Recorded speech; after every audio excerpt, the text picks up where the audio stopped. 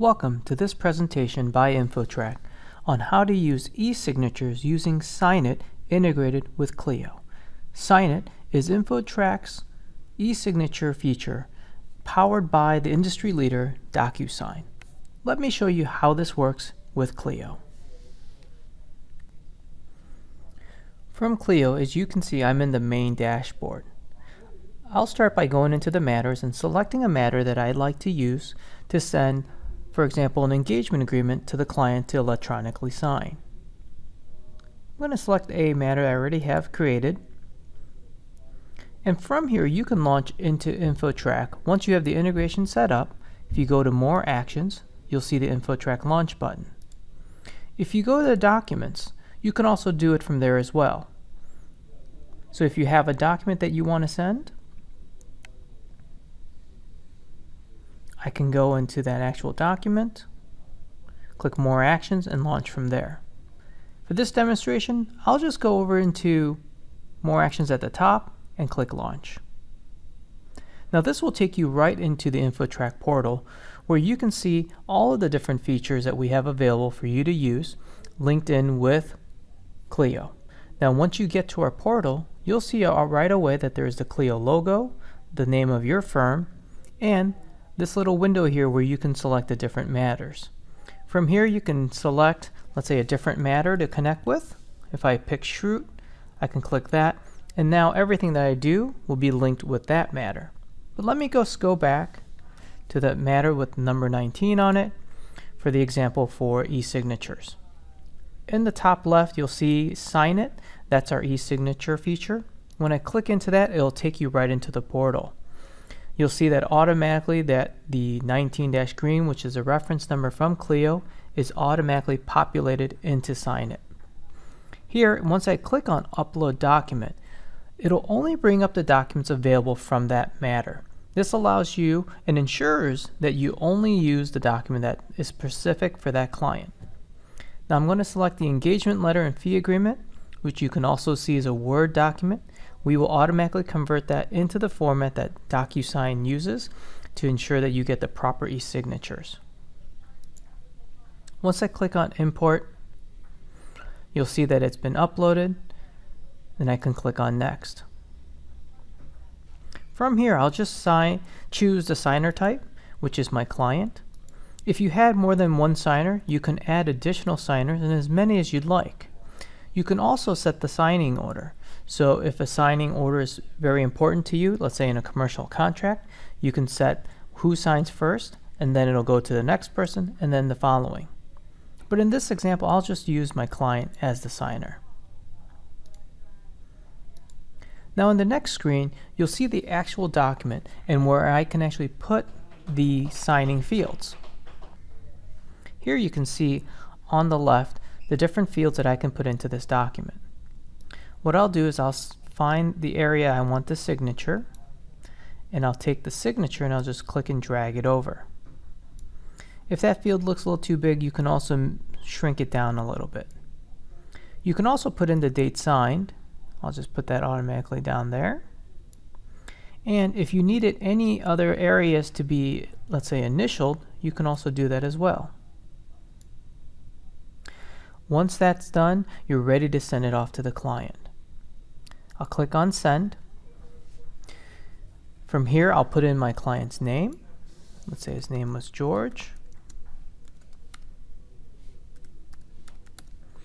And then I'll enter my email address, just for demonstration purposes. We also have this two-factor authentication called SMS authentication. If you do this, you can put in a person's cell phone or smartphone number, and we will send them an extra code that they have to enter to ensure that you sent it to the right person. Here I'm just going to send the regular request to signatures, and then you'll see that the signature is pending and then it's gone off to me. Once the email is sent, the client will receive an email from DocuSign asking them to review the document. Once they click on the review document, it'll open up into a web browser. And there they'll see the actual document. They'll go through a few clicks, such as reading the disclosure statement, checking a box, and then continuing. Once they hit start, it'll take them to the first section where they can initial or sign.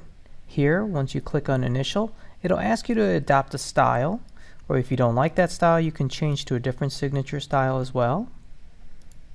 Or you can even hand draw it in. Once you adopt the style and the initial, it'll take you to each place that you need to sign. This ensures that your client doesn't miss any spots or sign in the wrong place. Also, this document can't be altered. It can only be signed, or information can only be entered where you have designated to be done. So this makes sure that the client doesn't cross out any terms or add additional terms as well. Once the client is done, they'll click on Finish, and then the executed document gets sent back to you. Once the client has executed the document, you'll receive an email saying that the document is complete. But what's great about the integration is we can actually track your activity and the expense involved.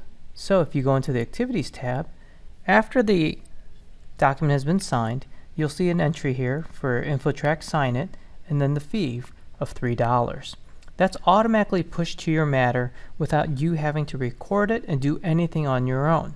That means you can simply invoice it to your client right away. The other great thing is that the executed document will show up in your Documents section. So not only do you not have to download it from the email, it just shows up in the matter. We'll create a little folder that says Sign Any Document. You click on that, and there is the completed document.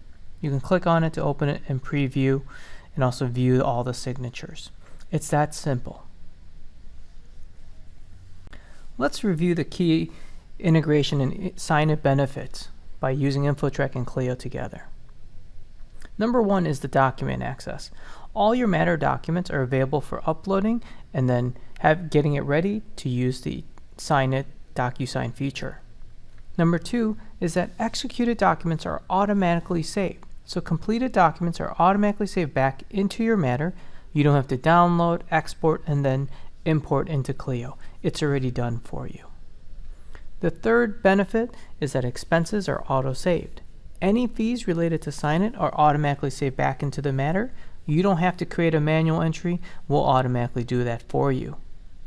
And four is that there is no subscription fee.